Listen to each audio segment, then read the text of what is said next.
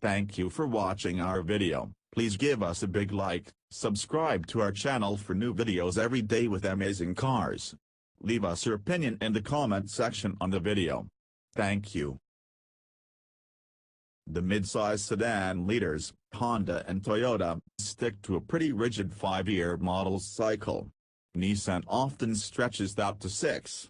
Ford's second-generation Fusion got a substantial revision for 2017, its 5th year, and apparently it's going to have to soldier on for at least another year or so because the 7th-year super senior 2019 Ford Fusion will be getting yet another software and soft-tooled parts spiff-up.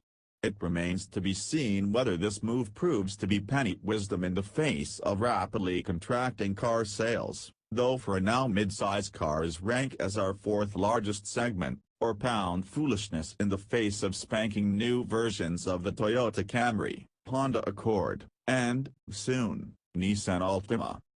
The visual changes are minimal at best. New front and rear fascias rearrange the lower air intakes and/or fog lamps in front and the tailpipe and or faux diffuser in the back. Ford also slightly revised the Fusion's grilles and tail lamp trim. It no longer connects across the trunklid. There are 2 new wheel designs and a few color options change inside and out. A less visible but pretty crucial change: the number of orderable build combinations will drop from a Detroit-like 2000 plus to a more Honda-esque 36, not counting color. This mostly comes from making high take rate options standard, like the tech package on SE models and the sunroof on titanium models. Functionally, the pre-Fusion Contour Air 2.5-liter Duratec i4 is now basically a penny pincher fleet special available on the S model only. The 1.5-liter EcoBoost Turbo 4 becomes the volume engine, standard on SE trim and up.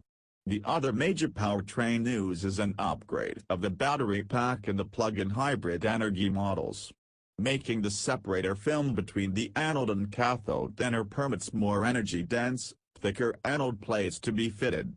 This means that without changing the battery pack size, or number of prismatic cells, 84, the 2019 pack's capacity increases from 7.6 to 9.0 kilowatts-hours. Its mass also increases by a scant 3%. Official EPA numbers aren't out yet, but the EV-only range is expected to increase from 21 to 25 miles, and hence the federal tax credit should increase from $4,000 to $4,600. A study of Ford's own EV and FEV customers suggests that this will increase the percentage of drivers who can make it to and from work on a single charge from 38 to 48, 80% for those who can charge at work. The other big news is that Ford's recently announced Co-Pilot 360 Protect suite of driver assist technologies will become standard across the line. Features include automatic emergency braking with pedestrian detection, blind spot information with cross-traffic alert, a lane-keeping system, rear backup camera, and auto high beam lighting. An assist package adding adaptive cruise control with stop and start capability comes standard on titanium, sport, and all hybrid models. It's optional on S, SE, and Cell models. The latter replaces the former SE with luxury package. This strategy cedes the safety high ground to the Accord, which gets standard Honda sensing on all models. That system includes adaptive cruise, traffic sign recognition, and road departure mitigation systems. Will these changes scratch the Fusion's 7th-year itch sufficiently to maintain its perennial 4th-place ranking in the midsize sedan segment? And if not, does Ford care?